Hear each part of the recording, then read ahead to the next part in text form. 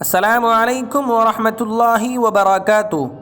ناظرین و سامعین، استقبال ہے آپ کا بزم تھانوی یوٹیوب چینل پر۔ ناظرین، آج ہم آپ حضرات کی خدمت میں فلسطین کے تعلق سے مرشد الامت حضرت مولانا سید محمد رابع حسنی ندوی نور اللہ مرقدہ کا وہ اہم تاریخی ملفوظ آپ کے گوشے گزار کرنا چاہتے ہیں، جس سے فلسطین، حماس، غزہ اور اسرائیل کی جنگ کا خلاصہ معلوم ہو جائے گا۔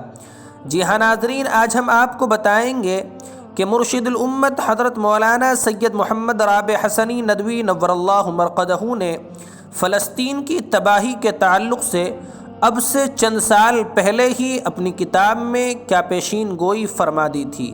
جی ہاں ناظرین، حضرت نے فرمایا، فلسطینیوں کی تباہی صرف انہی کی تباہی نہیں بلکہ اللہ محفوظ رکھے یہ عربوں کی تباہی کا پہلا قدم ہے، جو اسرائیل نے حالات کا خوب جائزہ لے کر اٹھایا ہے اور جس میں وہ بظاہر اب تک کامیاب ہیں۔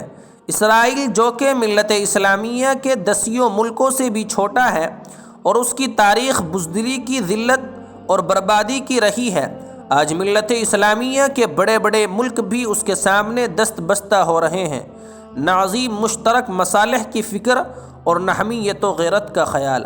حضرت نے یہ اہم تاریخی ملفوظ اپنی کتاب عالم اسلام اور سامراجی نظام کے صفحہ نمبر 114 پر فرمایا ہے۔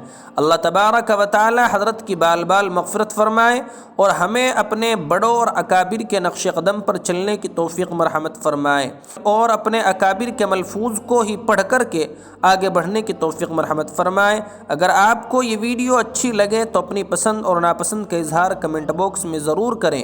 حضرت مولانا کا کوئی ملفوظ اگر آپ کے ذہن میں ہو تو اس کو بھی کمنٹ باکس میں ضرور درج کریں اور چینل کو سبسکرائب ضرور کر لیں۔